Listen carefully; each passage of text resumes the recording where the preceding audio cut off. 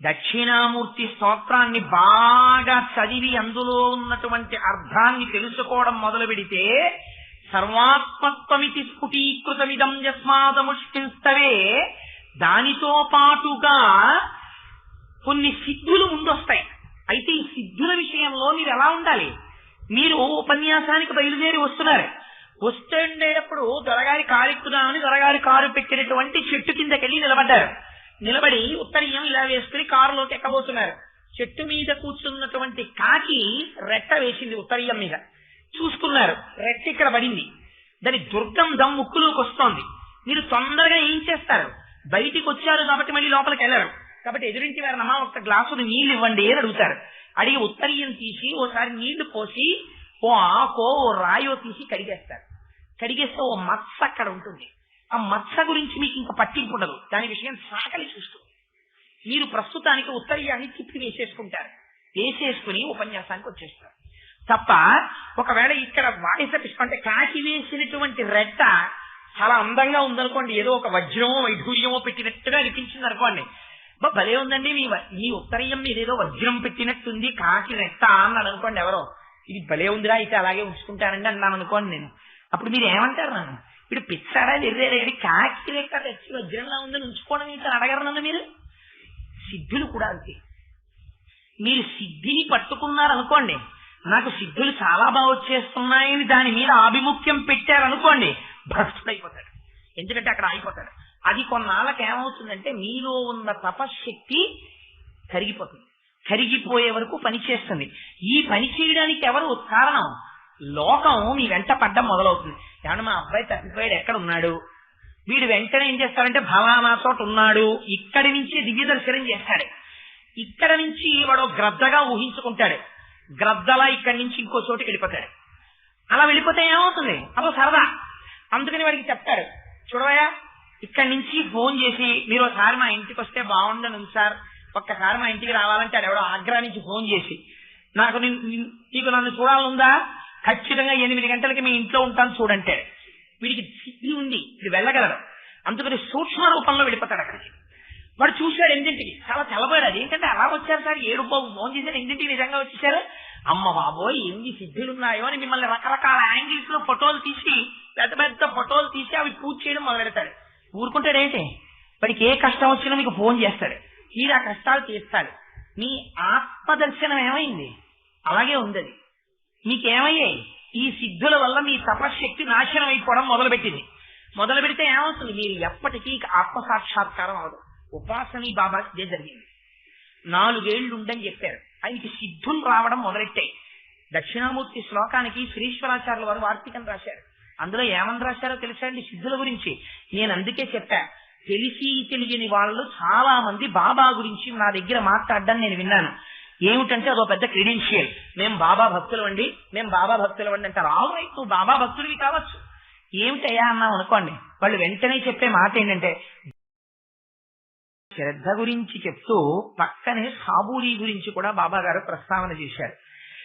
సాబూరి అనేటటువంటి మాట చాలా గంభీరమైనటువంటి మాట వాడారు, చాలా లోతైనటువంటి భావన కలిగిన మాట వాడారు.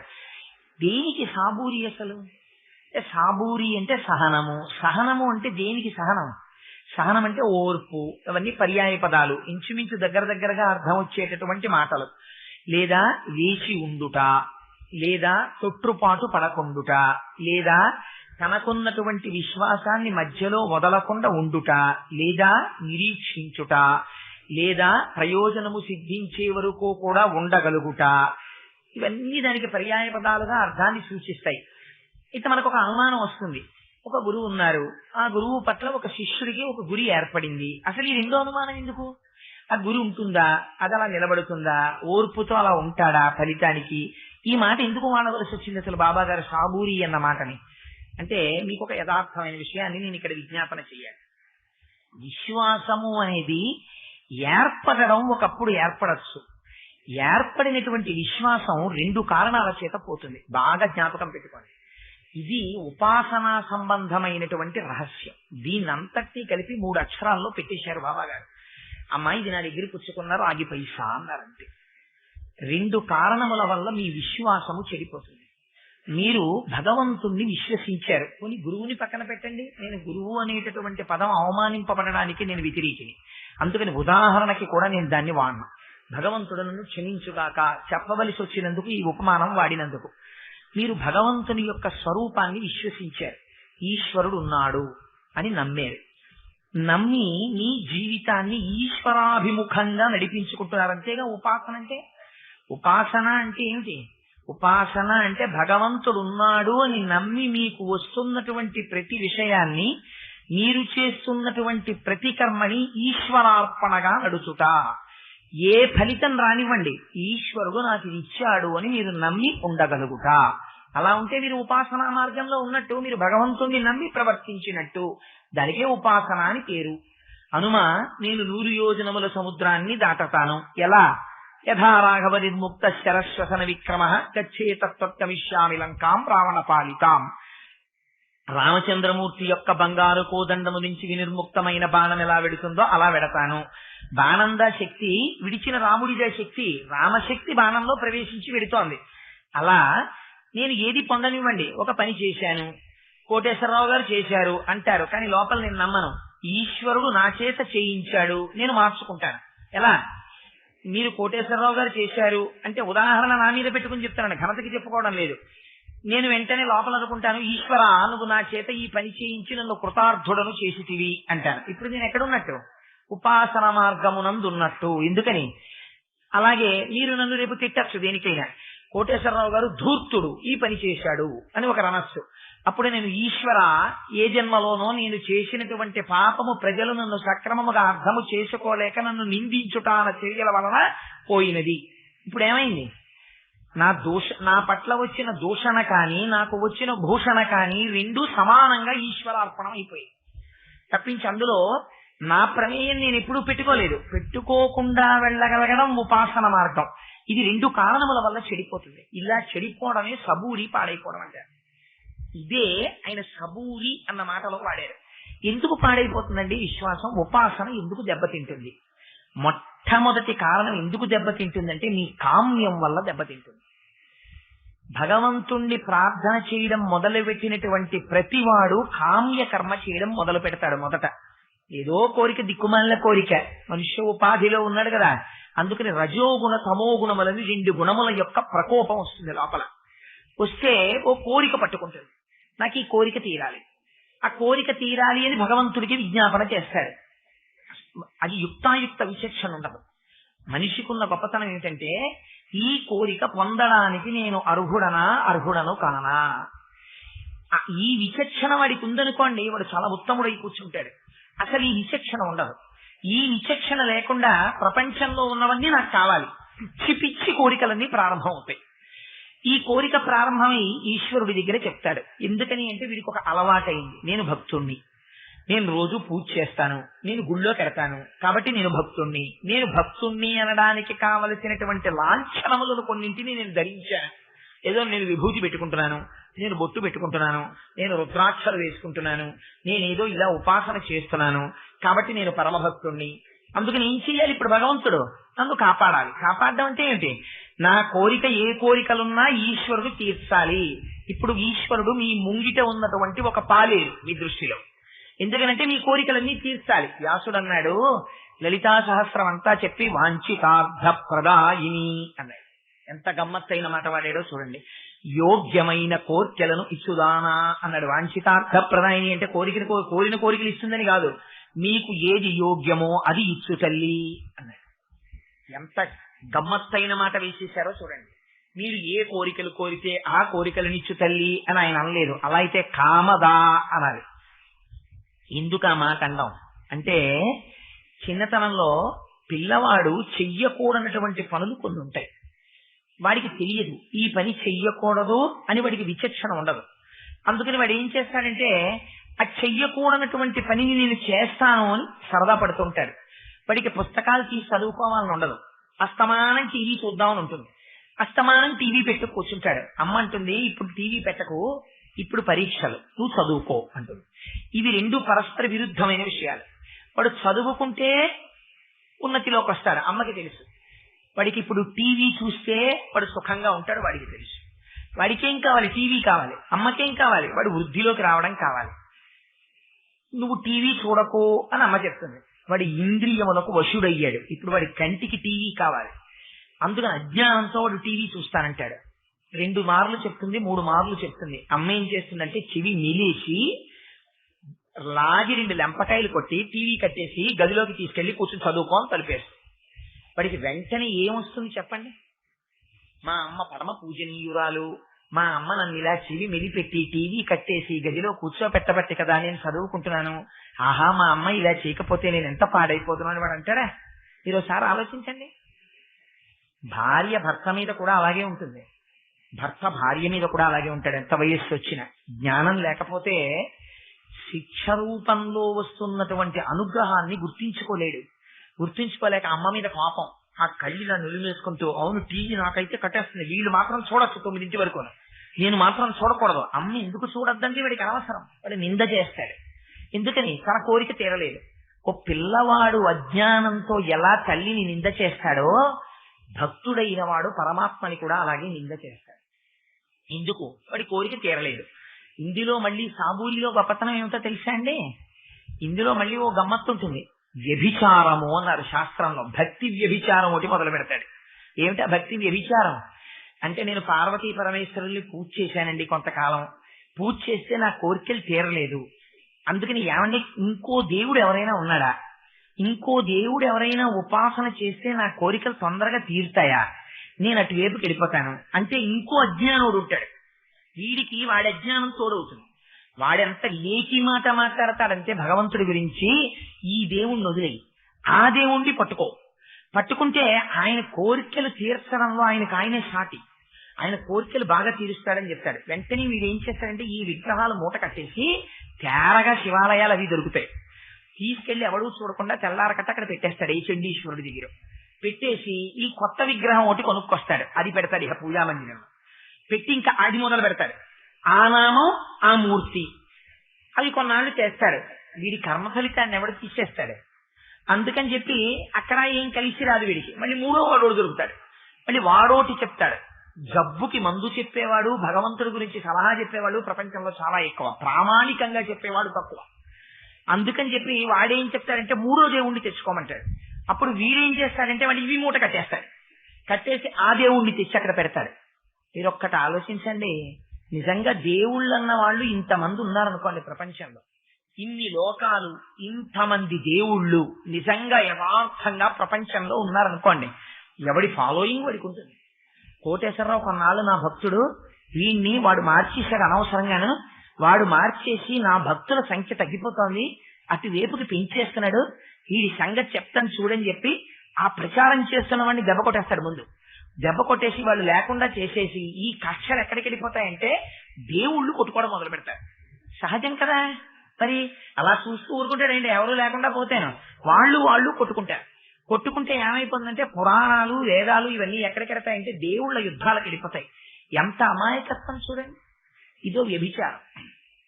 తన భార్య ఇంట్లో ఉండగా వేరొక స్త్రీ దగ్గరికి వెళ్ళిన వాడు ఎంత బుద్ధిహీనుడో, అంత బుద్ధిహీనుడు భగవంతుని యొక్క ఒక స్వరూపాన్ని విడిచిపెట్టి ఇంకొక స్వరూపాన్ని ఆరాధన చేస్తానన్నవాడు. శాస్త్రం అలా చెప్పలేదు. పూజ చేస్తే శాస్త్రం ఏం చెప్పిందంటే, నువ్వు ఎవరిని పూజ చేస్తున్నావో వారిలో సమస్త దేవతలని దర్శనం చెయ్యమని చెప్పింది. అలా సమస్త దేవతలని నీ ఆరాధనామూర్తి యందు చూచుట, వీడి కన్నవాడు భిన్నము కాదు అనుట జ్ఞానం. అలా కాకుండా ఒక్కొక్కడు ఉంటాడు, వాడికి ఎంతసేపు భయం ఏమిటంటే వాడు నియమం పెట్టుకుంటాడు, రోజు 5 గుళ్ళు చూడాలి. నేను చాలా మందిని చూశాను ఇలాంటి వాళ్ళని. 5 గుళ్ళు చూడాలి. వాడు ఆ రోజున ఏ కారణం చేతో 3 గుళ్ళ దగ్గరికి వెళ్ళిన తర్వాత పెద్ద వాన మొదలవుతుంది. మొదలైతే మరి ఆ వానలో ఎలా పెడతాడు? 4వ గుడికి 3వ గుళ్ళు నిల్చుంటాడు. 10 అయిపోతుంది, ఆఫీస్కి వెళ్ళిపోవాలి. అందుకని వాడు ఏం చేస్తాడంటే 4వ గుడికి వెళ్ళడానికి కుదరలేదు, ఇంటికి వెళ్ళిపోయాడు. ఇంటికి వెళ్ళిపోయి ఆఫీస్కి వచ్చేసాడు కానీ వాడికి మనస్సు అనుమానం, 3 దేవుళ్ళు చేసే మేలు కన్నా వెళ్ళని 2 దేవుళ్ళు వీడిని పాడు చేసేస్తారు ఇవ్వాలని. నేను వెళ్ళలేదు ఇవాళ 2 గుళ్ళకి, వాళ్ళకి అదే పనే. అటెండెన్స్ రిజిస్టర్ పెట్టుకుని ఇవాళ ఫలానా కోటేశ్వరరావు ఈ 2 గుళ్ళకి రాలేదు, వీడి పని చెప్తాను చూడు, వీడు ఎక్కడున్నాడని వెతికి వీడి ఆఫీసులో ఉన్నాడు, ఇవాళ వీడితో ఫైల్ తప్పు రాయించేస్తాను, ఇలా టెండెన్సీలు పెట్టి కూర్చుని ఇదే పని. ఇంకా భగవంతుడికి నీ స్థాయిలో, నీ భావనలో నువ్వు ఇప్పుడు భగవంతుడిని ఏ స్థాయిలోకి తీసుకొచ్చి కూర్చోపెట్టావు నువ్వు ఎప్పుడు ఆలోచించు. నీ దృష్టిలో భగవంతుడు అంటే ఒక శాడిస్ట్. నీ దృష్టిలో భగవంతుడు అంటే ఈయన్ని తీసేసి ఆయన ఎట్టేస్తే ఆయనకి తెలియదు. ఈయన సంతోషిస్తాడు, వాడిని బలే తీసాడరా నన్ను ఎట్టాడని వీడి కోరికలు తీరుస్తాడు. ఇంతకన్నా హీనమైన ఆలోచన ప్రపంచంలో ఇంకోటి ఉంటుందా? ఇవన్నీ బాబా గారు తన నోటితో చెప్పకుండా సాబూరి. అందుకే ఉపాసన అనేటటువంటి దాన్ని మొదలు పెడితే ఎలా వెళ్ళాలి ఉపాసన అంటే బుద్ధి వికసనమునకు తోడ్పడాలి ఉపాసన. నీకు ఎప్పుడు అదే పనిగా ఇంకా కలిసి వచ్చేయడమే పని అనుకోకూడదు. లాటరీ టికెట్ కడితే నాకు లాటరీ తగిలేయాలి, లాటరీ తగలలేదనుకోండి ఇంకా నన్ను భగవంతుడు ఏం కాపాడాడంటే నాకు లాటరీ తగలద్దా, నాకు లాటరీ తగలలేదు నన్ను దేవుడు చూసినట్టే. ఇంత రామాయణం చెప్పాను, నా పేరు మీద ఓ టోకెన్ తీసుకెళ్లి డబ్బాలో వేశాను, నాకు తగలలేదు. రామాయణానికి రానికి వాడికి తగిలేసింది, ఏం కష్టాడు రాముడు, ఇంకెప్పుడు చెప్పాను రామాయణం అన్నాను అనుకోండి నేను బుద్ధిహీనుంది. అదేమిటి నీకు లాటరీ తగిలించడానికే రాముడు ఉన్నాడు? అందుకు కాదు, రామాయణం చదువుకుంటే నీ ప్రవర్తన ఉద్ధరింపబడాలి. ఇలా కాకుండా హేయమైనటువంటి కోరికలు పెట్టుకుంటారు. అసలు కోరిక కోరడం అంతటి దౌర్భాగ్యమైనటువంటిది ఇంకొకటి లేదు. నీ తల్లిని నీ తండ్రిని నువ్వు కోరిక కోరక్కర్లేదు. నువ్వు ఏ కోరిక కోరకపోయినా నిన్ను పొదివి పట్టుకోవడమే నీ తల్లిదండ్రులకు తెలుసు. అయినప్పుడు నువ్వు భగవంతుణ్ణి పూజించి నువ్వు పైకొచ్చేయి. అందుకే మన పెద్దలు ఒక మాట చెప్తారు, ఏ పని చేసినా ఏం చేస్తావు, సర్వం శ్రీ ఉమామహేశ్వర పరబ్రహ్మార్పణమస్తు, లక్ష్మీనారాయణ పరబ్రహ్మార్పణమస్తు, సాయినాథ పరబ్రహ్మార్పణమస్తు. నువ్వు ఎవరిని భగవంతుడిగా కొలుస్తున్నావో వారికి అర్పణ చేసేసి పైకి రా. వస్తే వాడు నిన్ను రక్షించుకుంటాడు. రక్షించుకుంటాడన్నది శ్రద్ధ, ఓర్పు, సాబూడి. ఇందులో మీ కోరిక తీరలేదు, ఏదో ఒక కోరిక తీరలేదు. మీరు నిజాయితీగా ఇలా గుండెల మీద చెయ్యేసుకు చెప్పండి, సాయిబాబా గారిని పూజ చేసిన వాళ్ళందరూ కోరిన కోరికలు అన్నీ తీరిపోతాయా? ఒక్క నాటికి తీరవు. నేను యథార్థం చెప్తున్నాను. అన్ని కోరికలు తీరవు, అలా తీర్చడం అన్నది జరగదు. వాంఛితార్థ ప్రదాయిని, కొన్ని కోరికలే తీరుస్తారు. అయితే మీకు ఒకటి చెప్తున్నాను, తీరేటప్పుడు కొన్ని సార్లు భగవంతుడు మీకు చేసిన ప్రయోజనము మీకు తెలియవలసిన అవసరం కూడా లేదు, తెలియదు కూడా. ఒకనాడు మీకు తెలియదు, పెద్ద ప్రమాదం మీకు జరగాల రోజున. ఈ సందులోకి మీరు వెళ్ళాలి. వెడితే ఆ సందులోంచి, ఇరుకు సందులోంచి అటువైపు నుంచి వస్తున్న ట్రాక్టర్ తొట్టి మీ తలకి తగలాలి. కానీ మీరు ఆ రోజున భగవదార్చన చేసి ఈశ్వరుడున్నాడు అని మీరు నమ్మి బయటికి వెళ్ళారు. సర్వదా సర్వదేశేషు పాతుత్వాం భువనేశ్వరి మహామాయా జగద్ధాత్రీ సచ్చిదానందరూపిణి అన్నారు. అమ్మ నువ్వు అంతటా ఉన్నావు, నువ్వు రక్షించని వెళ్ళిపోయారు. అమ్మ ఉంది, రక్షించుకుంటుంది, మీకు నమ్మకం. సాయినాథుడు ఉన్నాడు, రక్షిస్తాడు, మీకు నమ్మకం. మీరు అక్కడ దాకా వెళ్ళారు.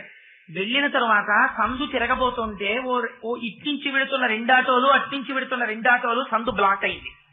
అబ్బా టైం అయిపోతుంది, ఈ సందులోకి వెళ్ళొద్దని అటు సందులోకి వెళ్ళారు. మీరు అటు సందులోకి వెళ్ళడం ఏమైందంటే మీకు ట్రాక్టర్ యొక్క తొట్టె తగిలి తల దెబ్బతిని హాస్పిటల్లో ఉండాలి. కర్మ ఫలితాన్ని భగవంతుడు ఎంత జాగ్రత్తగా తీస్తాడంటే మీ పూనిక చూశాడు. అరే వీడింత పూనిక పెట్టుకుని వెళ్ళాడు. అప్పుడు ఏం చేస్తాడంటే మీరు అటుగా విడుతుండగా రెండో సందులోకి వెళ్ళారు, టైం అయిపోతోందని. ఎవడో పైనుంచి ఆ పక్కనున్న అపార్ట్మెంట్ లో 3వ అంతస్తులోంచి తాగేసిన కోడిగుడ్లని పైకి విసిరాడు. ఒక కోడిగుడ్డు డవ్ వచ్చి మీ తలకి తగిలింది. దానికి ఉన్నటువంటి ఏదో స్మరణ మీకు అంటుకుంది. మీరు ఒకసారి స్కూటర్ ఆపి ఏమమ్మా ఇలాంటి పని చేసి ఏదో పొరపాటు అయిపోయిందండి, చూడలేదు, క్షమించండి అంది ఆవిడ. మీకు విజ్ఞానం ఉన్నవాళ్ళు కాబట్టి ఇంకంతకన్నా మాట్లాడలేదు, క్షమించండి అన్న తర్వాత ఆవిడ పిల్లాడితో గ్లాసు నీళ్లు పంపించింది, కడిగేసుకున్నారు. స్కూటర్ ఆపలేదా? మీ తల మీద ఏదో పడకూడనది పడలేదా? మీరు దాన్ని కడుక్కోలేదా? మీ మనస్సులో వ్యగ్రత పొందలేదా? మీరు మళ్ళీ తిరిగి వెళ్ళలేదా? ఇవన్నీ జరిగాయి. ఏది తప్పిపోయింది? హాస్పిటల్కి వెళ్ళడం అన్నది తప్పిపోయింది. ఇది మీకు తెలుసా? ముందు సందులోకి వెడితే ప్రమాదం జరిగి ఉండేది, రెండో సందులోకి వెళ్ళడం వల్ల నేను ఇవాళ రక్షింపబడ్డానని మీకు తెలుసా? లేకపోతే భగవంతుడు అయ్యో వీడికి గుర్తించట్లేదు, నేను వచ్చి వీడికి ఒకసారి చెప్పొద్దామని వచ్చి చెప్తాడా? చెప్పక్కర్లేదు. ఇది పూనిక అంటారు. మీరు ఓర్పుతో ఉండడమే, భగవంతుడు మిమ్మల్ని రక్షిస్తూనే ఉంటాడు. ఇది ఏ స్థాయికి వెళ్ళాలంటే సాబూరి అంటే మీకు ఒక కష్టం వచ్చింది అనుకోండి, అది అప్పటికి కష్టం అనిపిస్తుంది మీకు, కానీ ఈ కష్టాన్ని ఇచ్చి భగవంతుడు నన్ను ఎంత రక్షించాడో అని మీరు అనుకోగలగాలి. కోడిగుడ్డు డొల్ల మీ తల మీద పడితే ఇవాళ కోడిగుడ్డు డొల్ల నా తల మీద పడి భగవంతుడు నన్ను ఎంత రక్షించాడో అనుకోవాలి. మీ గేర్వైరు చివరకు వచ్చేసింది, తెగిపోవడానికి సిద్ధంగా ఉంది. మీ అంత నిర్లక్ష్యం మనిషి ప్రపంచంలో ఉండడు, దేన్నైనా వాయిదా వేయడమే మీ పని. అటువంటి వారు అనుకోకుండా ఆఫీస్కి వెళ్ళి కూర్చున్న తర్వాత మీకు అత్యంత మిత్రుడైన వాడి దగ్గరికి వచ్చాడు, మీరు తాళం చెవులు ఇచ్చి ఏమిటో నాయ ఫస్ట్ గేర్ వేస్తే ఇలా పోతోంది అన్నారు. వెంటనే అతనన్నాడు, అప్పటి వరకు ఖాళీ లేకుండా ఎక్కడో కూర్చుని రోజు ఏదో పని చేస్తున్నవాడు ఆ రోజే ఖాళీ అయ్యాడు. ఖాళీ అయ్యి ఓసారి ఉండండి స్కూటర్ చూపిస్తానని తీసుకెళ్లి మళ్ళీ వచ్చి కోటేశ్వరారే గేరు వైరు సన్నగా ఇంత వెంట్రుక అంత వాసుకొచ్చిందండి, తెగిపోకుండా ఎలా ఉందో దీన్ని ఇవాళ మీరు ఇంటికి పట్టుకెడితే మధ్యలో తెగిపోయి ఉండేది అన్నాడు. నిజంగా తెగిపోతే మీకు ఎంత ప్రమాదం జరిగేదో. మీరు వెళ్ళేటటువంటి రోడ్ అంతా ట్రాఫిక్ రోడ్డే. ఏమో ఆ క్షణంలో భగవంతుడు మీకు స్కూటర్ తాళాలు అతనికి ఇప్పించడం ఏమిటి, ఆ స్కూటర్ వైరు బాగుపడిపోవడం ఏంటో, స్పేర్ వైరు కూడా బ్యాగ్ లో పెట్టించుకొచ్చాడు, తాళాలు ఇచ్చాడు. ఇప్పుడు ఎవరు రక్షించారు చెప్పండి? మీకు తెలియాలా రక్షింపబడుతున్నారని? తెలియక్కర్లేదు, రక్షింపబడుతూనే ఉంటారు. ప్రతి చర్యలో మీరు భగవంతుడికి ఆపాదించగలగడం సాబూరి. ఇది వైక్లభ్యానికి వస్తుంది. ఎప్పుడు మీకు జ్ఞానం తొట్టుపాటు పడింది అనుకోండి, పడితే కష్టం వచ్చింది అనుకోండి, దేవుడు లేడండి అంటే, సుఖం వచ్చింది అనుకోండి, దేవుడు ఉన్నాడని ముందు గుడికి వెళ్ళడం. మీరు బాగా జ్ఞాపకం పెట్టుకోండి ఈ విషయాన్ని. మీకు కష్టం వస్తే తేలికగా ఎవరి మీద పారేస్తారంటే ఈశ్వరుడి మీద పారేస్తారు. నేను ఇంత భక్తుణ్ణి, నాకు ఈశ్వరుడి కష్టం తెస్తాడా? వాడెక్కడున్నాడండి?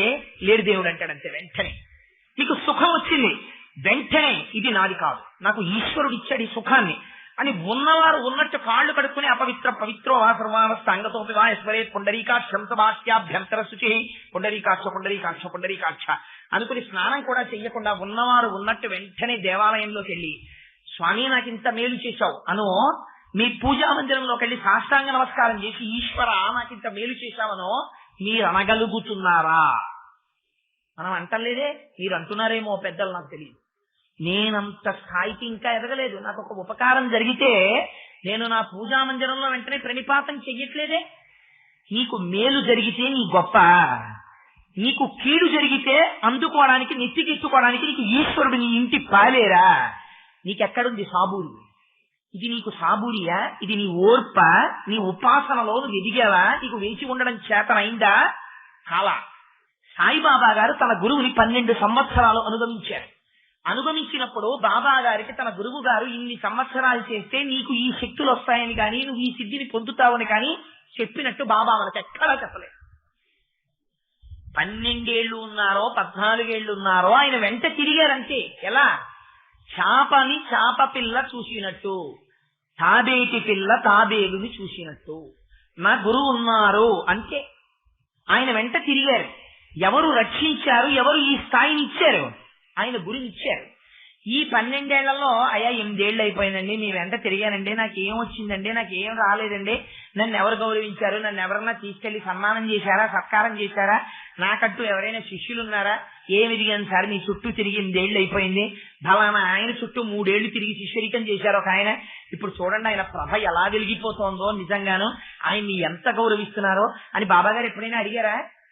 ఇది సాబూరి, ఇది ఓర్పు, ఇది సహనం, వహించగలుగుట, సహించగలుగుట. ఈ మధ్యలో తొట్టుపాట్లు వచ్చినా కూడా మీరు ఎదగగలగాలి. మీరొక్కటి జ్ఞాపకం పెట్టుకోండి, ఇవాళ ఒక వెంకటేశ్వరుడి విగ్రహం దేవాలయంలో ఉందనుకోండి, కోటీశ్వరులు రాజాధిరాజులు వచ్చి ఇలా నమస్కారం చెయ్యొచ్చు, పంచామృతాలతో అభిషేకం చెయ్యొచ్చు, పెద్ద పెద్ద పదార్థాలున్న పేటికలు తెచ్చి నైవేద్యాలు పెట్టచ్చు. కానీ ఆ విగ్రహం తయారవడానికి ఎంత కష్టపడిందో మీకు తెలుసా? అదొక రాయి కొన్ని 100 సంవత్సరములు నీటిలో నానిపోతే అనేక చేపలు పీతలు కప్పలు వచ్చి ఆ రాయి కింద దూరితే ఎవరో ఒక స్థపతి దాన్ని చూసి బాగా నీటనానిన రాయిరా, ఇది పనికొస్తుందిరా విగ్రహం చేయడానికని ఏ పీఠాధిపతికో చెప్తే, ఆహా అటువంటి శిల అయితే అందులోంచి చెక్కవయ్యా అంటే ఆ శిలకి తాళ్లు కట్టి ఒడ్డుకు లాగి దాన్ని ఎండిపోయేంత వరకు ఉంచి లోపల ఎక్కడ నీరు ఉండిపోకూడదు విగ్రహంలో, నీరంతా ఆవిరైపోయేంత వరకు ఎండలో పారేసి దాన్ని ఈడ్చుకొచ్చి ఉలులు పట్టుకొచ్చి శిల్పులు చెక్కేటప్పుడు ఆ రాయి మీదే కూర్చుని ఒక బొడ్డు చెక్కుతూ ఉంటారు. చెక్కినప్పుడు బొడ్డు తనంత తాను వస్తుందా? వెంకటేశ్వర స్వామి విగ్రహానికి బొడ్డులో ఉలి పెట్టి కొడతాడు, సుత్తి పెట్టి. ఒక కన్ను చెక్కుతూ ఉంటాడు, చెక్కుతున్నప్పుడు సన్నటి ఉలి పెట్టి కంటి లోపల ఉలిని పెట్టి సుత్తి పెట్టి కొడుతున్నాడు. ఎన్ని ఉద్ధాన పతనములకు నిలదొక్కుకోవాలో నీకు తెలుసా? అంత తేలిగ్గా ఈశ్వరానుగ్రహం పొందగలను అనుకుంటున్నావా? సాబూరి సహనం ఉండాలి, ఓర్పు ఉండాలి, నిలదొక్కుకోగలగాలి. ఉత్థాన పతనాలు వస్తాయి, ఓసారి కష్టం వస్తుంది, ఓసారి సుఖం వస్తుంది. అన్ని ఈశ్వరార్పణం చెయ్యగలగాలి. నేను కన్ఫెషన్ ఉండాలి. అన్నిటికన్నా గొప్పది మీరు మనసు విప్పి చెప్పగలగాలి ఈశ్వరుడి దగ్గర. నేను పరమ యథార్థం చెప్తున్నాను, మనం ఎవ్వరం ఈ పని చెయ్యం. మనం భగవంతుడి దగ్గర నిజాయితీగా ఇది వెళ్ళి చెప్పగలిగిన వాడు ఉండడు. మీ ఇంటి విగ్రహాలు, మీ పూజా మందిరంలో విగ్రహాలు మీ అహంకారానికి ప్రతీకలు. ఎందుకని మీరు ఓ మాట అంటారు, ఇది ఎక్కడ తెచ్చానో తెలుసా? కాశీలో కొని తెచ్చానంటావు. ఇది ఎక్కడ తెచ్చానో తెలుసా? తిరుమలలో కొని తెచ్చానంటావు. ఎప్పుడు కొని తెచ్చానన్నావో అప్పుడే పోయింది నీ భక్తి. నువ్వు కొని తెస్తే వచ్చిన వాడేవాడు, నన్ను ఉద్ధరించడానికి వచ్చిన నా తండ్రి అన్న భావన నీకు ఉండాలి. ఉంటే నిన్న రాత్రి నువ్వు ఒక తప్పు చేశావు. నిన్న రాత్రి నీ వల్ల జరగరాని పొరపాటు ఒకటి జరిగింది. మరునాడు ఉదయం నువ్వు తలస్నానం చేసి పూజా మందిరంలో కూర్చుని నీ భార్య వినక్కర్లా, నీ బిడ్డలు వినక్కర్లా, తలుపేసుకుని పూజా మందిరంది కళ్ళ నీళ్లు పెట్టుకుని పరివేదన చెంది, ఈశ్వర నా వల్ల ఈ పొరపాటు జరిగింది, నేను దీన్ని అధిగమించలేకపోతున్నాను తండ్రి, ఎంత ప్రయత్నం చేస్తున్నానో నా వల్ల కావట్లేదు, నన్ను ఉద్ధరించవయ్యా తండ్రి అని నువ్వు చెప్పగలవా? పూజా మందిరంలో ఉన్నది విగ్రహం కాదు పరమాత్మ అని నువ్వు నమ్మగలవా? నమ్మి నువ్వు తప్పులు నువ్వు చెప్పగలవా? ఆయన దగ్గరికి వెళ్ళి చెప్పుకున్నాడు దూర్జకి. కాళహస్తీశ్వరుడి దగ్గరికి వెళ్ళి కాయలు కాసిపోయినదిలే కాయము వధూ నక్షత్రముల చేయని చెప్పాడు.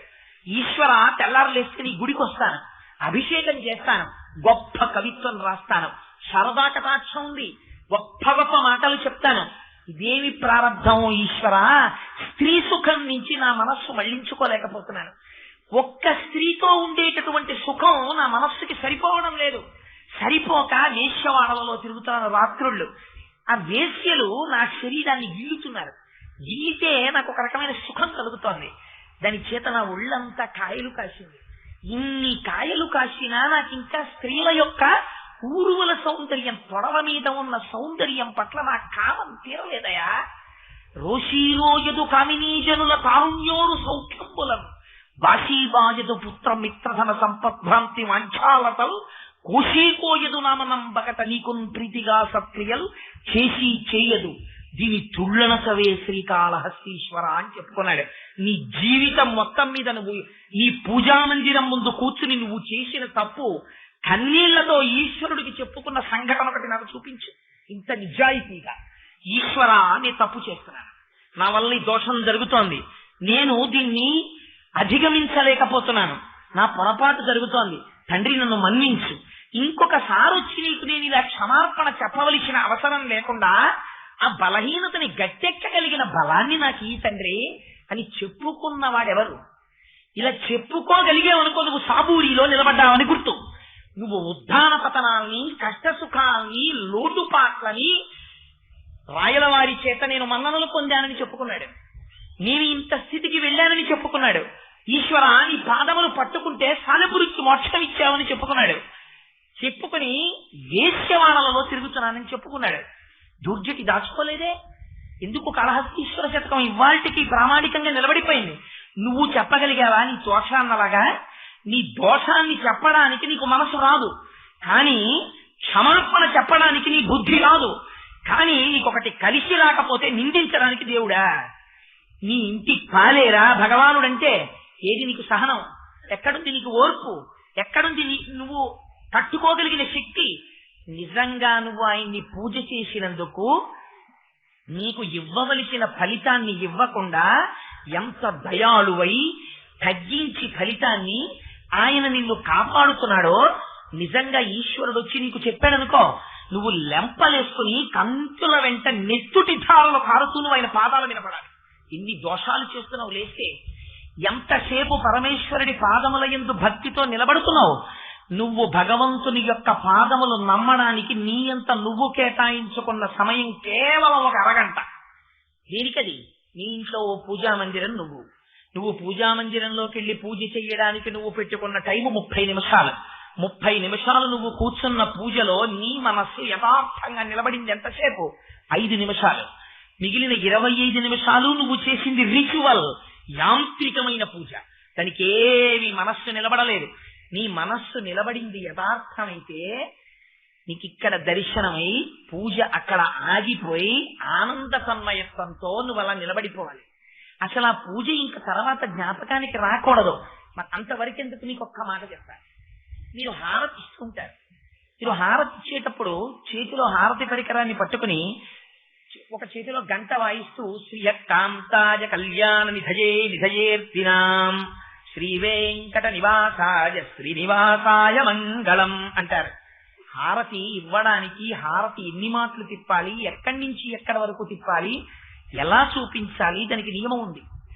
అలా మీరు నీరాజనం ఇచ్చేటప్పుడు హారతిని తీసుకొచ్చారనుకోండి, నిజంగా మీకు దర్శనం అయిందనుకోండి, మీ మనస్సులోనే ఉన్నటువంటి పరమాత్మ చుట్టూ నీరాజనం తిరుగుతుండగా నీరాజనపు కాంతులలో మీరు ఇలా తిప్పుతున్నప్పుడు సర్వేశ్వరుడి పాదముల మీద మీరు చేసినటువంటి పూజా పుష్పముల చేత నిండిపోయినటువంటి ఆయన పాదాలు, తెల్లటి గోళ్ళు, బంగారు కడియాలు, ఆ పైన పట్టు పీతాంబరం, ఆయన ఇలా కూర్చున్నప్పుడు ముందుకొచ్చినటువంటి మోకాలు, బలిష్టమైనటువంటి తొడ, నడువుకు పెట్టుకున్నటువంటి వడ్డాణం, దానికి ఉన్న చిరుగంటలు, ఆ పైన పైకొచ్చేటప్పటికి ఆయన వేసుకున్నటువంటి యజ్ఞోపవీతం, ఆయన మెడలో ఉన్నటువంటి వనమాల, ఆ చేతులకు పెట్టుకున్నటువంటి బంగారు కంకణములు, కదలిన బాహుపద క్రమంబున రవము సూపెడి నూపు రములవాణి అంటారు పోతన గారు. ఆయన సంతోషంతో ఓయ్ కోటేశ్వరరావు నీరాజనం ఇస్తున్నావా నాకు అని ఇలా చెయ్యెత్తితే ఆ కంకణాలు కదిలితే వచ్చినటువంటి కనకన కనకన ధ్వని, ఆయన చేతులకి మహర్షులు రాసినటువంటి చందనం, ఎర్రటి చెయ్యి, వాటికి పెట్టుకున్నటువంటి లత్తుక, అమ్మవారిని రాత్రి బుగ్గలు పట్టుకున్నప్పుడు అంటుకున్న కస్తూరి, శంఖం లాంటి మెడ, ఇవి నీరాజనపు కాంతిలో దగ్గరగా మీకు కనపడుతున్నాయి అనుకోండి. ఇది ఇలా గంట వాయిస్తూ శ్రీయకాంతాయ కళ్యాణ నిధయే నిధయేర్దినాం శ్రీ వెంకట నివాసాయ శ్రీనివాసాయ మంగళం మంగళాశాసపరైర్మరాచార్య పురోగమై సర్వైశ్చ పూర్వైరాచార్యై సత్కృతాయా సుమంగళం అని చెప్పగలరా? మీకు ఏదో ఒకటి కనపడింది అనుకోండి, ఆయన కుండలం తడుక్కన మెరిసింది అనుకోండి, ఆయన పెట్టుకున్నది చెవిలో తామర పువ్వు, ఆయన యొక్క ఇలా కుంతలాలు మీకు కనపడ్డాయి అనుకోండి, మీకు ఏమవుతుంది? శ్రీయకాంతాయ అని ఆగిపోతుంది. ఆగిపోయి ఆ నీరాజనం ఇస్తున్న వారు ఆగిపోతారు, గంట ఆగిపోతుంది. అమ్మ బాబు అదేగా చెవు, దాని కుండలం, దాని కాంతి, బుగ్గల్లో దాని ప్రతిబింబం, ఆయన చిరునవ్వు అని అలా ఉండిపోయి ఆ ఆనంద తన్మయత్వంలో కనుకులుకులు నుంచి నీళ్ళు ఇలా వస్తాయి.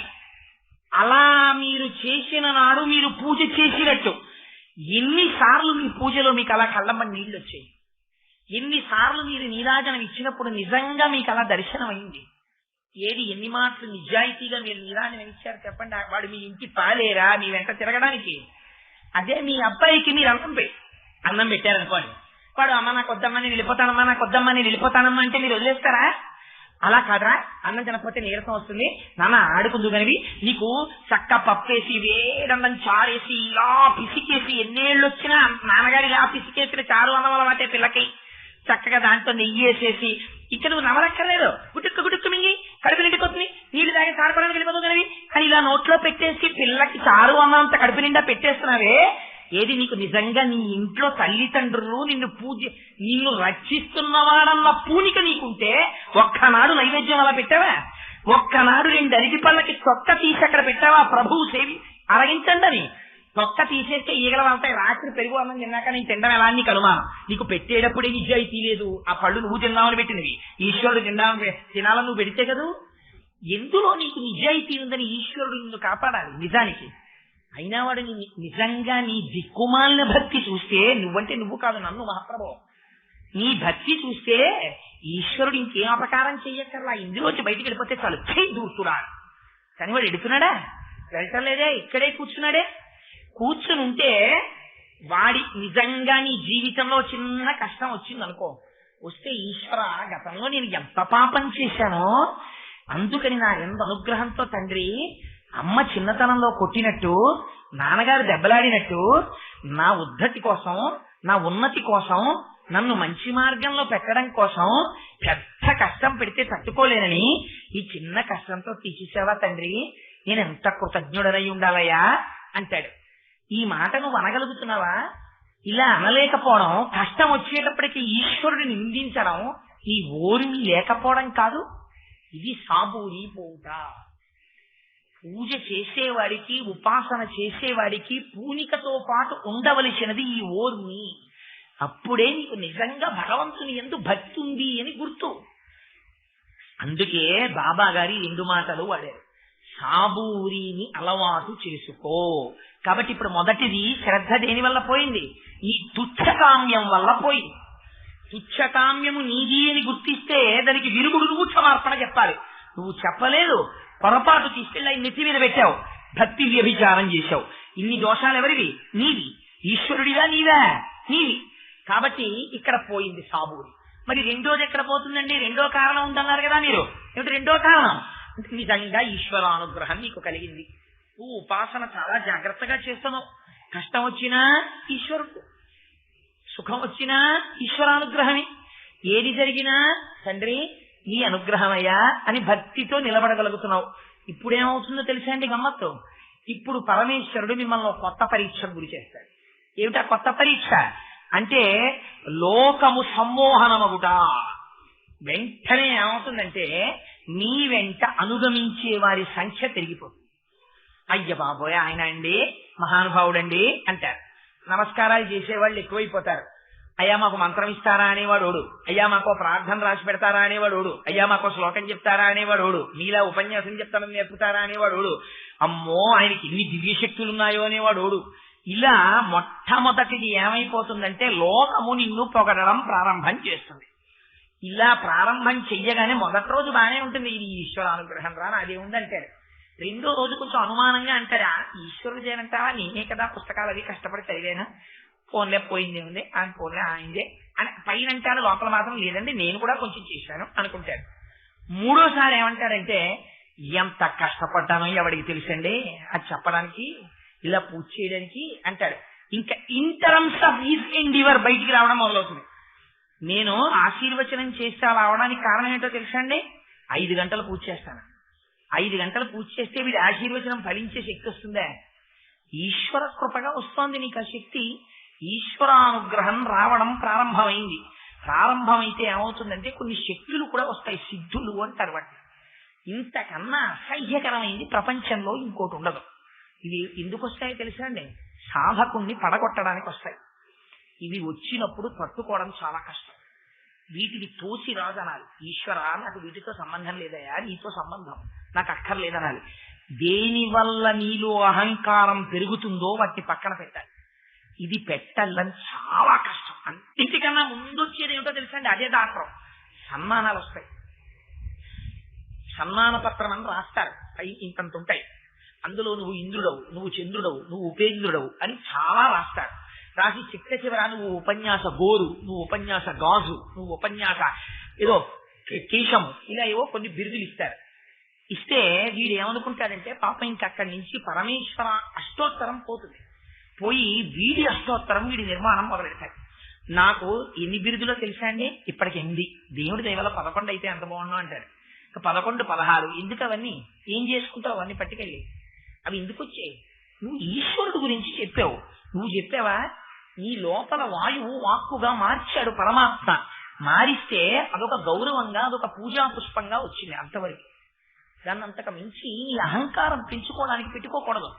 కానీ ఏమైపోతుందంటే ఒక విచిత్రమైనటువంటి లక్షణం వస్తుంది. అక్కడతో ఆగిపోతే అక్కడ ఆగడమే చాలా కష్టం. ఇంకా సిద్ధులు కూడా వెంటబడ్డాయి అనుకోండి, ఏదో అనిమ లగిమ గరిమ ఇలాంటివి కొన్ని వస్తాయి. వస్తే ఏమవుతుందంటే ఇక్కడ కూర్చుంటారు, అయ్యా మా గేదె తప్పిపోయిందని అన్నారు అనుకోండి. మీరు ఇక్కడ కూర్చుని నీ గేదె ఫలానా చోట ఉందని చెప్తాడు. ఓడికి చెప్పాడు, వాడికి నిజంగా గేదె దొరుకుతుంది.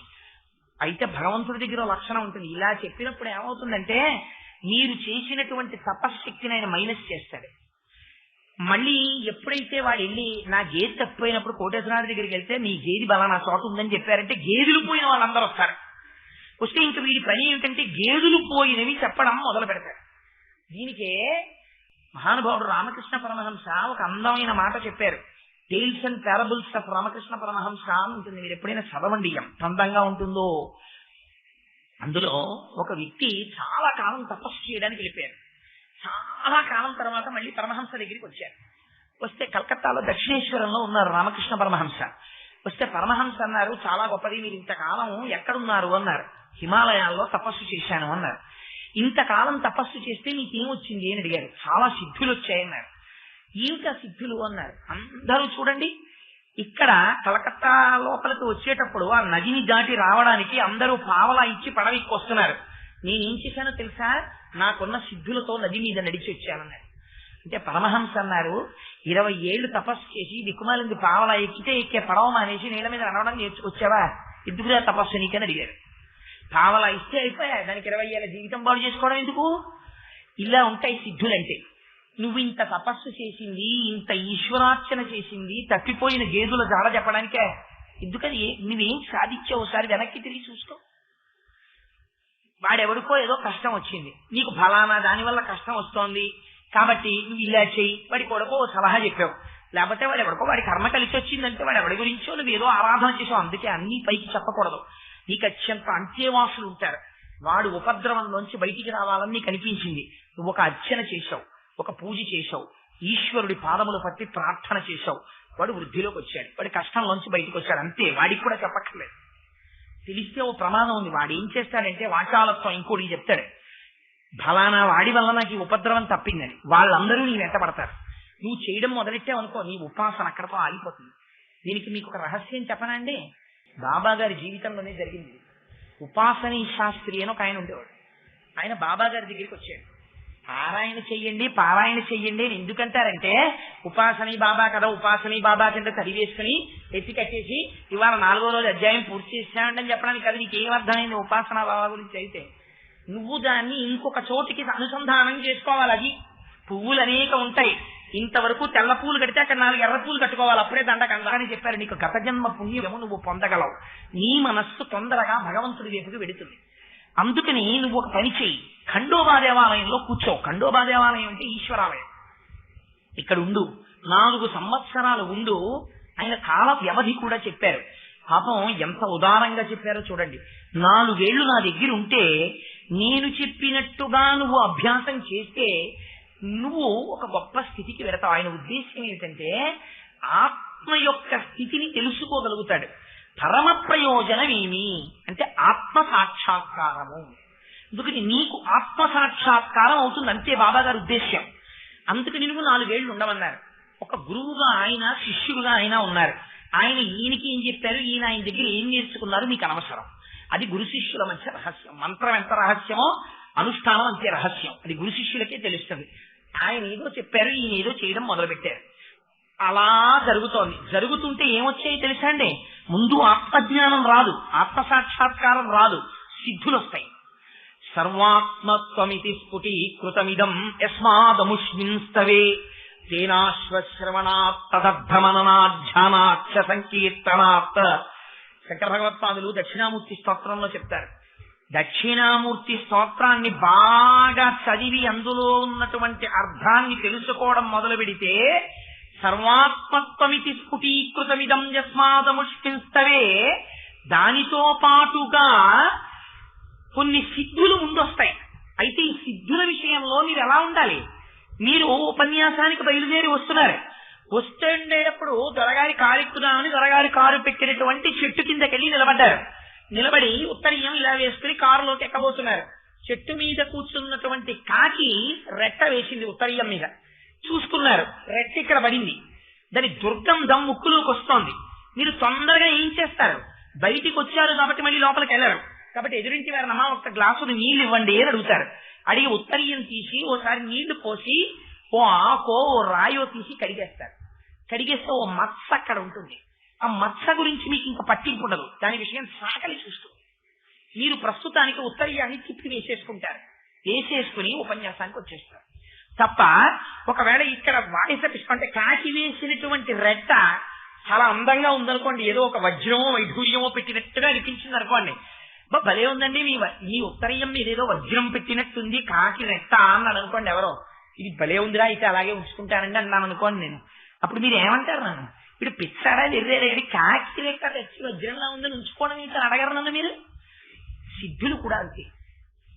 మీరు సిద్ధిని పట్టుకున్నారనుకోండి, నాకు సిద్ధులు చాలా బాగా వచ్చేస్తున్నాయని దాని మీద ఆభిముఖ్యం పెట్టారనుకోండి, భ్రష్టుడైపోతాడు. ఎందుకంటే అక్కడ ఆగిపోతాడు. అది కొన్నాళ్ళకి ఏమవుతుందంటే మీలో ఉన్న తపశ్శక్తి కరిగిపోతుంది. కరిగిపోయే వరకు పని చేస్తుంది. ఈ పని చేయడానికి ఎవరు కారణం? లోకం మీ వెంట పడ్డం మొదలవుతుంది. ఏమన్నా మా అబ్బాయి తప్పిపోయాడు, ఎక్కడ ఉన్నాడు? వీడు వెంటనే ఏం చేస్తాడంటే ఫలానా చోట ఉన్నాడు, ఇక్కడి నుంచి దివ్య దర్శనం చేస్తాడు. ఇక్కడ నుంచి వాడు గ్రద్దగా ఊహించుకుంటాడు, గ్రద్దలా ఇక్కడి నుంచి ఇంకో చోటుకి వెళ్ళిపోతాడు. అలా వెళ్ళిపోతే ఏమవుతుంది? అదో సరదా. అందుకని వాడికి చెప్తాడు, చూడవయ్యా ఇక్కడి నుంచి ఫోన్ చేసి మీరు ఒకసారి మా ఇంటికి వస్తే బాగుండను సార్, ఒక్కసారి మా ఇంటికి రావాలంటే ఎవడో ఆగ్రా నుంచి ఫోన్ చేసి నీకు నన్ను చూడాలనుందా, ఖచ్చితంగా 8 గంటలకి మీ ఇంట్లో ఉంటాను చూడంటే వీడికి సిద్ధి ఉంది, ఇది వెళ్ళగలడు. అందుకని సూక్ష్మ రూపంలో వెళ్ళిపోతాడు అక్కడికి. వాడు చూశాడు 8ంటికి, చాలా తెల్లబోయాడు. ఏంటంటే అలా వచ్చారు సార్, 7 ఫోన్ చేశారు, 8ంటికి నిజంగా వచ్చేసారు. అమ్మ బాబోయ్ ఎన్ని సిద్ధులున్నాయో అని మిమ్మల్ని రకరకాల యాంగిల్స్ లో ఫోటోలు తీసి, పెద్ద పెద్ద ఫోటోలు తీసి అవి పూజ చేయడం మొదలు పెడతాడు. ఊరుకుంటాడు ఏంటి? వాడికి ఏ కష్టం వచ్చినా మీకు ఫోన్ చేస్తాడు, మీరు ఆ కష్టాలు తీస్తాడు. మీ ఆత్మదర్శనం ఏమైంది? అలాగే ఉంది. అది మీకేమయ్యాయి? ఈ సిద్ధుల వల్ల మీ తపశ్శక్తి నాశనం అయిపోవడం మొదలుపెట్టింది. మొదలు పెడితే ఏమవుతుంది? మీరు ఎప్పటికీ ఆత్మసాక్షాత్కారం అవదు. ఉపాసనీ బాబా ఇదే జరిగింది. 4 ఏళ్లు ఉండని చెప్పారు, ఆయనకి సిద్ధులు రావడం మొదలెట్టాయి. దక్షిణామూర్తి శ్లోకానికి శ్రీశ్వరాచార్యుల వారు వార్తికం రాశారు. అందులో ఏమని రాశారో తెలుసా అండి? సిద్ధుల గురించి. నేను అందుకే చెప్పా, తెలిసి తెలియని వాళ్ళు చాలా మంది బాబా గురించి నా దగ్గర మాట్లాడడం నేను విన్నాను. ఏమిటంటే అదో పెద్ద క్రెడెన్షియల్, మేము బాబా భక్తులు అండి, మేము బాబా భక్తులు అండి అంటారు. ఆల్ రైట్, నువ్వు బాబా భక్తుడివి కావచ్చు. ఏమిటయ్యా అన్నాం అనుకోండి, వాళ్ళు వెంటనే చెప్పే మాట ఏంటంటే బాబాకి సిద్ధులు ఉండేవండి అనకూడదు. బాబాకి సిద్ధులు ఉన్నాయి, బాబాకి సిద్ధులు ఉండడం ఏంటి? నువ్వు చూసావా? బాబాకి సిద్ధులున్నాయి అని నువ్వు చెప్తే దాని అర్థం ఏంటంటే బాబా బజార్లో సిద్ధులు ప్రదర్శన చేశారని. అంతకన్నా హీనమైన మాట ఇంకోతుందా? నీ గురువు గురించి, నీ భగవంతుడి గురించి నువ్వు అలా మాట్లాడచ్చా? మాట్లాడకూడదు. సురేశ్వరాచార్యులు వారు వార్తికం రాస్తూ ఒక మాట చెప్పారు. మంచి శీతాకాలం, చలి ఎముకలు కురికేస్తోంది. భర్త అన్నాడు, ఏమే చాలా ఆకలిగా ఉంది, ఓ రొట్టేసి పెట్టవే అన్నాడు. భార్య పొయ్యి వెలిగించి రొట్టె వేసింది. రొట్టె కాలుతోంది, పొయ్యిలోంచి ఆ వేడి తగులుతోంది భార్యకి. చాలా హాయిగా ఉంది పొయ్యి దగ్గర నిలబడితే. అందుకని అలా పారవస్యంతో నిలబడింది భార్య. మీరు చాలా జాగ్రత్తగా అర్థం చేసుకోండి వార్తికాన్ని. అలా నిలబడింది, పొయ్యి వేడి తగులుతోంది. భార్య ఎంతసేపు ఆ వేడి యొక్క సుఖాన్ని పొందుతుంది? మీరు ఆలోచించండి. పెనం మీద రొట్టి మాడిపోనంతసేపు మాత్రమే ఆ వేడిని అనుభవిస్తుంది. రొట్టి మాడిపోవడం మొదలు పెట్టింది అనుకోండి, పొయ్యి చాలా వేడిగా హాయిగా ఉంది, రొట్టె మాడిపోతే ఎవడకు కావాలని చెప్పి అలాగే నించుంటుందా? నించోదు. రొట్టె తిరగేస్తుంది. తిరగేసిన తర్వాత మళ్ళీ కొంతసేపు నించుంటుంది. రొట్టె పూర్తిగా కాలి సిద్ధమైపోయింది అనుకోండి, ఇప్పుడు పొయ్యిలోంచి వచ్చే వేడి కోసం రొట్టె మార్చుకుంటుందా? రొట్టి భర్తకి ఇవ్వడానికి సిద్ధమైపోయింది కాబట్టి పొయ్యి ఆర్పేసి రొట్టి పట్టుకు వెళ్ళిపోతుందా? పొయ్యిలోంచి వచ్చేటటువంటి వేడి అనుషంగిక ప్రయోజనం, రొట్టె కాలడం ప్రధాన ప్రయోజనం, ఆత్మదర్శనం అవ్వడం ప్రధాన ప్రయోజనం, పొయ్యిలోంచి వేడి రావడం అనుషంగిక ప్రయోజనం, సిద్ధులు రావడం. ఈ సిద్ధులకి వశపడ్డాడు అనుకోండి, ఉపాసనీ బాబా ఇలాంటి సిద్ధులు కొన్ని ప్రదర్శించడం మొదలుపెట్టాడు. మొదలు పెడితే ఆయన దగ్గరికి ఎవరు వచ్చారో తెలుసా? ధనికులు వచ్చారు. ఎందుకని? వాళ్ళకే ఉంటాయి కోరికలన్నీ. బాబాకి, ఉపాసనీ బాబాకి ఒక్కటే తేడా. మీరు చూడండి, మీకు ఇక్కడే నేను ఈ విషయాన్ని ఆవిష్కరణ చేస్తాను. బాబా దగ్గరికి కూడా వచ్చేవారు ధనికులు. వచ్చి ఆయన్ని పట్టుకు పిక్కు తినేసేవారు. మాకు ఇంకా డబ్బు కావాలి, ఇంకా డబ్బు కావాలి, ఏం చేయమంటావు, ఏం చేయమంటావు అని. ఉపాసనీ బాబా దగ్గరికి వచ్చారు. ఉపాసనీ బాబాని, మీరు మా ఊరు రండి, మీకు అంత సన్మానం చేస్తాం, అంత సత్కారం చేస్తాం, మీరు నిజంగా మీరు వస్తే మా ఊళ్ళో పొంగిపోతారు, అది ఇది అన్నారు. అంటే ఆయన ఎవరికి చెప్పకుండా వెళ్ళిపోయాడో తెలుసా అండి? సాయిబాబా గారికి చెప్పకుండా వెళ్ళిపోయాడు. ఇప్పుడు ఏమైంది? సబూరిలో దోషం వచ్చిందా లేదా? ఓర్మి ఉందా? ఆత్మదర్శనం అయ్యేంత వరకు ఆయన లేడు 4 ఏళ్ళు. So saburi is a very typical term. Baba దాన్ని అంత తేలిగ్గా వాడేయలేదు. శ్రద్ధా సాబూరి. ఆయన జీవితం అంతా ఈ ఇంటి మధ్యలోనే నడుస్తుంది అవ్వామాలు. మీరు ఆ కోణంలో పరిశీలన జరిపారనుకోండి, ఉపాసనా రహస్యాలన్నీ బయటకు వస్తాయి. నేను అందుకే నిన్న రోజున ఒక మాట అన్నా, శ్రద్ధా సాబూరి వీటిన్నిటి గురించి 3 నెలలు మాట్లాడచ్చు అన్నాను. నేనేం పరిహాసానికి ఆ మాట అనలేదు మహాప్రభు. అందుకని ఉపాసనీ బాబా అక్కడెక్కడికో వెళ్ళిపోయాడు. వెళ్ళిపోయి సిద్ధులన్నీ ప్రదర్శించడం మొదలెట్టాడు. కొన్నాళ్ళు అయింది, ఆయనకే అర్థమైంది, వీళ్ళందరూ నా చుట్టూ ఎన్నాళ్ళు తిరుగుతారంటే, వీళ్ళందరూ నా దగ్గరికి ఎందుకు వస్తారంటే నా సిద్ధుల మీద వ్యామోహంతో వస్తున్నారు. వీళ్ళ కోర్కెలు తీర్చుకోవడానికి నన్ను ఒక పనిముట్టుగా వాడుకుంటున్నారు తప్ప నా దగ్గర ఈ తపశ్శక్తి ఖర్చు అయిపోతే వీళ్ళెవ్వరూ నా మొహం చూడరు. నాది పొరపాటు అయిపోయింది అనుకున్నాడు. తిరిగి వచ్చాడు. తిరిగి వచ్చి సాయిబాబా గారి దగ్గరికి వచ్చారు. భ్రష్టుడైన శిష్యుణ్ణి కూడా గురువులు ఏమన్నారు, ఆయన ఏమన్నారో తెలుసా అండి? ఖండోబా దేవాలయంలో ఉండు అన్నారు. ఆ తర్వాత ఉపాసనీ బాబా సాయిబాబా గారి స్థాయిని పొందినట్టు మనకి పారాయణలో ఎక్కడైనా చెప్పారా? చెప్పలేదు. అంటే ఏమైపోయింది? ఆత్మదర్శనము భ్రష్టమైనది. ఆత్మదర్శనం 4 ఏళ్ళు బాబా గారి దగ్గర ఉండుంటే ఉపాసనీ బాబా మరొక సాయిబాబా. సాయిబాబా తన గురువుతో సమానమైన స్థాయిని పొందాను అని చెప్పారు కదా. నా గురువుని నేను ఇలా సేవించానమ్మా, నేను ఈ స్థాయిని పొందాను. మరి సాయిబాబాని ఉపాసన చేసి ఉపాసనీ బాబా ఎందుకు చేరలేదు? భ్రష్ట కోర్కెలకు సిద్ధులకు వశుడైనాడు. అయినప్పుడు మీరు సాయిబాబాకి సిద్ధులున్నాయని చెప్తే మీరు బాబా శిష్యులా, మీరు బాబా భక్తులా? మీకు తెలియదు ఏ మాట ఎక్కడ వాడాలో. తెలియకుండా పెద్ద పెద్ద మాటలు మీరు వాడేస్తున్నారు. ఒక సభలో ఒక మహానుభావుడు ఒక ఆయన్ని చాలా గొప్పగా పొగడాలనుకున్నాడు. వీరు ఇంద్రుడు, వీరు చంద్రుడు, వీరు ఉపేంద్రుడు, వీరు ఎంత కీర్తి గణించారో తెలుసా, వీరు ఎంత గొప్పవారో తెలుసా, వీరు కీర్తిశేషుడు అన్నాడు. ఏమైంది దాని మాటకి? వాడికి కీర్తిశేషుడు అంటే తెలియదు. తెలియక వీడు కీర్తిశేషులు అన్నాడు. వీడు కీర్తిశేషుడు అంటే వీడు చచ్చిపోయినవాడు అని. వీడి కీర్తి మాత్రమే శేషంగా ఉంది, వీడు లేడు అని. ఆ మాట వాడే స్థాయిలో బాగుంది కదా, చాలా సంతోషంగా సరదాగా ఉందని వాడేశాడు. వాడేస్తే ఏమవుతుంది? లేనిపోని ప్రమాదాలు వస్తాయి. నీకు తెలుసున్న మాటలు నువ్వు వాడు, నీకు తెలియని మాటలు నువ్వు వాడకు. నేను ఎందుకు ఈ మాట చెప్తున్నానంటే, నేను చాలా మంది భక్తుల దగ్గర విన్నాను ఈ మాట. సాయిబాబా గారికి చాలా సిద్ధులు ఉన్నాయండి. కొంతమంది రచయితలు కూడా వాడేశారు ఈ మాట. పొరపాటు ఆ మాటలు వాడకూడదు. సురేశ్వరాచార్యులు వారు వార్తికంలో హెచ్చరిక చేశారు. శంకర భగవత్పాదులు తన స్తోత్రాల్లో హెచ్చరికలు చేశారు. సాయిబాబా గారు ఉపాసనీ బాబా గారి దృష్టాంతంలో బయటకు వచ్చేసింది. బాబా గారి దగ్గర నామావళి అని ఒక శిష్యుడు ఉండేవాడు. అతని పని ఏమిటంటే ఏ కోరిక కోరడు, ఓ పిచ్చాడు ఉన్నట్టు ఉంటాడు. మీకు చెప్పానే, పిచ్చాళ్లా కనపడిన వాడెవడు సామాన్యుడు కాడు ఆధ్యాత్మ విద్యలో. వాడు ప్రచండుడు. మహానుభావుడు రమణ మహర్షి అరుణాచలంలో తిరుగుతుండగా శేషాద్రి స్వామిని ఉండేవారు. అందరూ పిచ్చాడు అనుకునేవారు. ఆయనకి సమస్త సిద్ధులు కర్తలామలకం, ఎప్పుడూ ప్రదర్శన చేయలే. ఆయనకి కంచి కామాక్షి అమ్మవారి దర్శనమైంది. దర్శనమై నువ్వు అరుణాచలంలో ఉండంటే ఆయన అరుణాచలం వచ్చారు. మొట్టమొదట రమణ మహర్షిని గుర్తుపట్టిన వారు ఆయన. బ్రాహ్మణ స్వామి పాతాళలింగం దగ్గర ఉన్నాడని. కానీ మరి ఎప్పుడైనా శేషాద్రి స్వామి ప్రదర్శించారా విద్యలు? ప్రదర్శించారు. మరి అదే సాయిబాబా గారు మసీదులో కూర్చుని ఉండగా ఒకనాడు, అంటే లోకం ఎంత తేడాగా ఉంటుందో చూడండి, ఇది గుర్తుపట్టడానికి మిమ్మల్ని పారాయణ చేయమని చెప్తారు. బాబా గారు మసీదులో కూర్చున్నారు. ఎవరో ధనికులు వచ్చారు ఆయన దగ్గరికి. వచ్చి వాడు ఏం కోరుకుంటాడు? నాకు ఇంకా డబ్బు కావాలి, నాకు ఇంకా డబ్బు కావాలి, నాకు ఇంకా డబ్బు కావాలి. అంతేకాని డబ్బు అన్నది ఒక మైకం.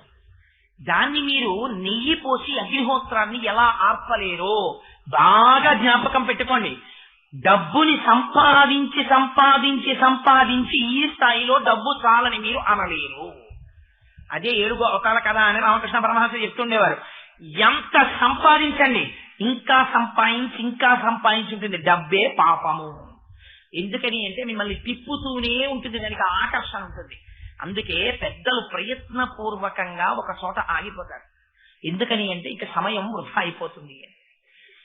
వాళ్ళు వచ్చి బాబా గారిని ఓ డబ్బులు డబ్బులు డబ్బులు, ఇంకా డబ్బు రావాలి, ఏం చెయ్యం, ఇంకా డబ్బు రావాలి, ఏం చెయ్యమని అడుగుతున్నారు. అడుగుతుంటే ఆశ్చర్యంగా చూస్తున్నారు. బాబా ఏమిరా ఈ ప్రపంచం ఇలాగా అని. ఉపాసనీ బాబా ఆయన దగ్గర తర్ఫీదు పొందితే అంతమంది ధనికుల చేత గౌరవింపబడ్డారు. బాబా కూడా ఈ ధనికులందరి చేత గౌరవింపబడాలనుకుంటే ఉపాసనీ బాబాలా 4 మాటలు చెప్పలేరా? ఆయన ఏమీ చెప్పలేదు, మౌనంగా ఉన్నారు. ఉంటే ఆయన దగ్గర నామావళి ఏనుండేవాడు, ఒకడు పిచ్చివాళ్ళే ఉండేవాడు. అతను ఆత్మజ్ఞాని. ఆయన పిచ్చి ఏమిటో బాబా గారి కొడుకే తెలుసు, మిగిలిన వాళ్ళకి ఎలా తెలుస్తుంది? ఆయన పరిగెత్తుకుంటూ వచ్చాడు లోపలికి. లేకపోతే పిచ్చాడు అడిచినట్టు అరుస్తుండేవాడు. అతను వస్తుంటే తప్పుకునేవాడు అందరూ. నేను పుస్తకాల్లో చదివిందే మహాప్రభు. గబగబా వచ్చాడు, వచ్చి బాబాకి ఎదురుగుండా కూర్చున్నాడు. కూర్చుని, బాబా నాకు డబ్బు కావాలి. ఎంత డబ్బో తెలుసా? చెట్టు కావాలి. ఆ చెట్టు ఎలాంటిదో తెలుసా? ఇప్పుడే పుట్టాలి. ఈ పుట్టిన చెట్టు ఏమిటో తెలుసా? ఎప్పుడో పెద్దదై పళ్ళిస్తే నేను ఊరుకోను. అలా ఇస్తే కల్పవృక్షం అంటారు దాన్ని. నకైర్న కత్రీణాం కథ కమల సంకోచ శిశిభిః. ఆ స్థాయిలో మాట్లాడాడు నానావళి.